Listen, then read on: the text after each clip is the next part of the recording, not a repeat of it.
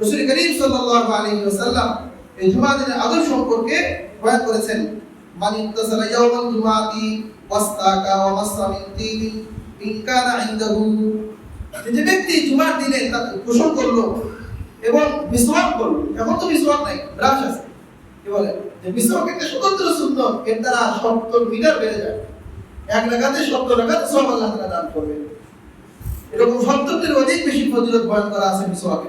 এজন্য আমরা মিসওয়াক কিনে নেব, মিসওয়াকের প্রচলন করাবো। তো ওয়াস্তাকা অবস্থা মিন তিনি, সুগন্ধি ব্যবহার করে, ইনকার ইনদাহু, যদি থাকে, তাহলে সবার নিকটে থাকে না, তো আদর ব্যবহার করা, সুগন্ধি ব্যবহার করা।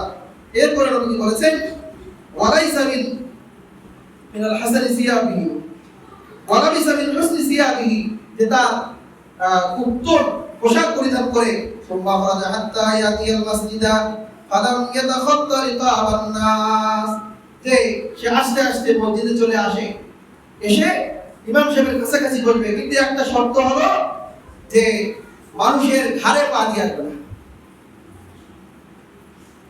আমাদের মধ্যে মুসলমান আছে না নাই, একটু আসতে বলবার সময় একদম সবার ঘাড়ে পাটা দিয়ে উনি প্রথম কাতারের ফজিলত দেওয়ার জন্য আসে। এই সম্পর্কে অনেক ধমকি কথা আসছে, এই সম্পর্কে আমি কয়েকটা হাদিস বর্ণনা করব।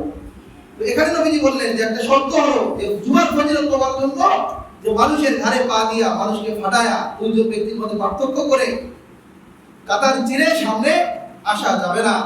হাত্তা রাকা মাশা আইয়ারকা, সে যত রাকাত ইচ্ছা নামাজ পড়লো, সুবহান সাদা, এরপরে চুপ থাকতে হবে। এখানে এসে দুজন বসে গল্প করবে, কথা শুনতেছে না, বলবা শুনতেছে না, যে তাহলে হবে না। ইদা খরাজাল ইমাম ফালাম ইয়াতাকাল্লাম হাত্তা ইয়াফরুগা মিন সালাতিহি, ইমাম সাহেব যখন মিম্বারে বলবে, ইমাম সাহেব নামাজ শেষ করা পর্যন্ত কোনো কথা হবে না। এই আদবগুলো রক্ষা করতে হবে। এই আদবগুলো যদি রক্ষা করে, তাহলে কানাত কাফারাতু লিমা বাইনাহা ওয়া বাইনাল জুমাতি আল্লাতী ক্বাবলাহা, তাহলে এই ব্যক্তি এই জুমা থেকে ওই জুমা পর্যন্ত তার যে গুনাহগুলো হবে, এই গুনাহের জন্য এই জুমা তার জন্য কাফারা হয়ে যাবে। সুবহানাল্লাহ। আদবগুলো যদি রক্ষা না হয়, তাহলে কিন্তু তার জন্য কাফারা হবে, সে ফজিলত পাবে না। এই কাতার চিরা সম্পর্কে আরেকটা হাদিস আছে বুখারী শরীফের 883 নম্বর হাদিস। সেখানে সালমান রাদিয়াল্লাহু থেকে বর্ণিত আছে যে ওই যে আগের কথাগুলো আছে, আসার পরে যে ফালা ইউফাররিকু বাইনা ইসনাইন, এই দুই জনের মাঝে পার্থক্য করবে। এরপরে আসছে যে জুমার দিনে যে আদবগুলোর পাশাপাশি আর কিছু বাড়তি কথা, সুম্মা বাক্কারা ওয়াক্তাকা, যে আগেই উত্তম রূপে গোসল করা। আগে তো এই কথাটা নাই যে তার যত সম্ভব যত দ্রুত জুমার জন্য আসা যায়, এখনো জুমার আজান দেয় নেই, কিন্তু আপনি প্রস্তুত হয়ে গেছেন, তাহলে চলে আসেন, যে তাড়াতাড়ি জুমার জন্য প্রস্তুতি গ্রহণ করা। ওয়ামাশা, এবং পায়ে হেঁটে আসা। ওয়ালাম ইয়ারকাব, সাওয়ার হবে না, সাইকেল হোক, মোটরসাইকেল হোক, দূর থেকে কারো সেটা ভিন্ন কথা। আমি তো মোটরসাইকেলে আসি, কাছের মানুষ, কিন্তু হেঁটে আসবে। ওয়াদানা মিনাল ইমাম, ইমামের কাছাকাছি বসবে। ওয়াসতামা ওয়ালাম ইয়ালগা, মনোযোগ দিয়ে খুতবা শুনবে, কোনো ওয়াহিদুল কাজ করবে না।